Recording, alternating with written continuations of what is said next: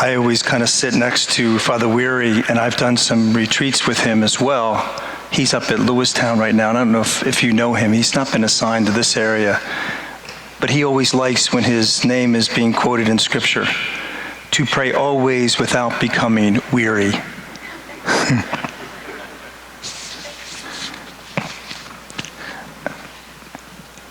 A few years ago, right here in the diocese, Tom Monahan came to speak. Do you know what he started, Tom Monahan? Yeah, Domino's, right. There was a group of businessmen and a few priests were there. But he was really talking about giving wisdom for how you can make it, how to run a successful business. And he said, you know, I don't really have much to offer. He said, I have failed so many times and have made so many mistakes. The only thing that I did was just keep going.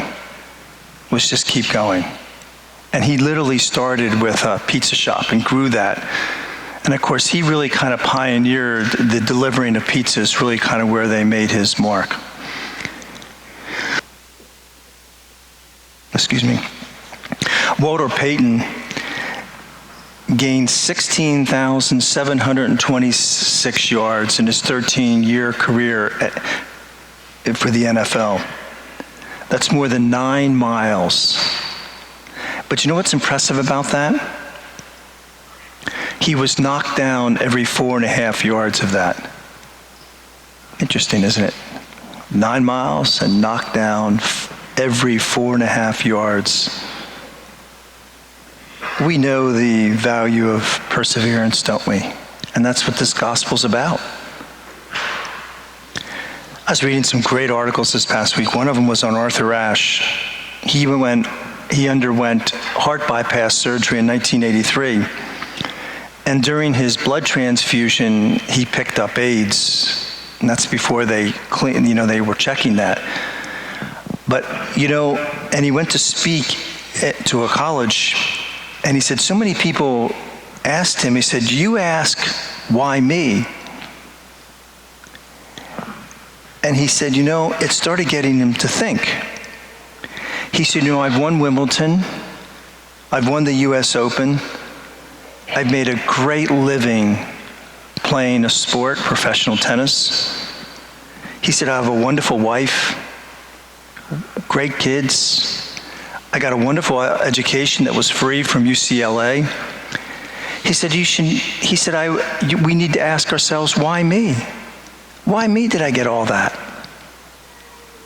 He said, we're quick to say, why me, when something goes wrong. But we hesitate to say, why me, when I have given all these things? Why did he get AIDS, he said? Why not me? Why not me? We get that whole idea of perseverance, don't we? We do, all of us. When it comes to sports or academics or workplace, we know the value of it. We've experienced it. But what happens when you're a widow or a widower who's struggling with loss, great loneliness?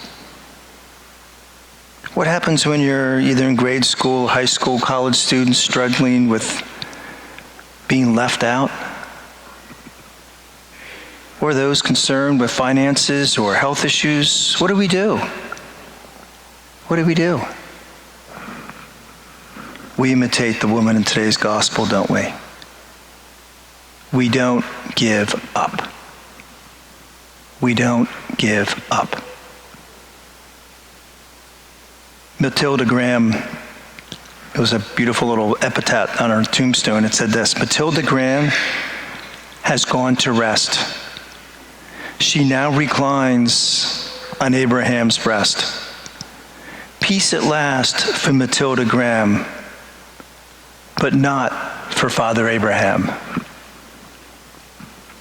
That's funny, guys.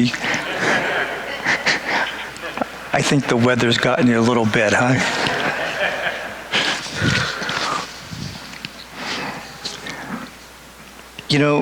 Zig Ziglar talks about this. He's especially in the area of faith. He's an inspirational speaker.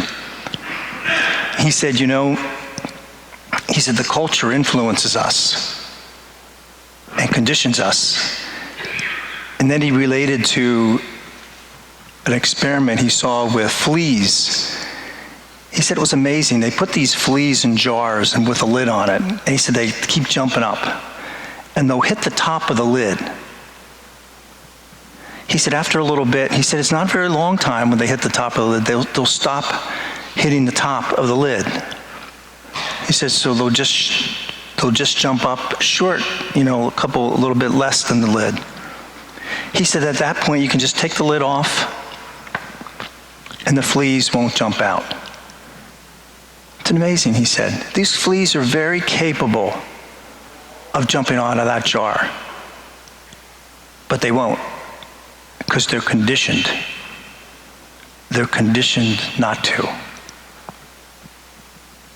And he said, the same thing our culture is conditioning us with our faith. Does prayer work? Does he answer our prayers? Does he even care? Is God even real? Is this a waste of time? Is it relevant? You hear the culture? They're conditioning us to believe these questions, don't they? Question, doubt. They condition us. And he said, we have to be careful not to act like a flea and be conditioned by it. We need to refuse to listen to those voices. We need to refuse to listen to them. In the mid-50s, a very popular retreat master said this: prayer is an activity that develops and enriches enormously. It is a source of merit, satisfaction, and great strength. Delays in union and during prayer is not a time lost. And then he goes on and said, what value? There's tremendous value in that.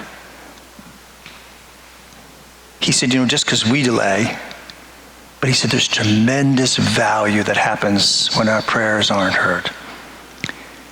He said prayer persists and beseeches heaven, and it touches God's heart.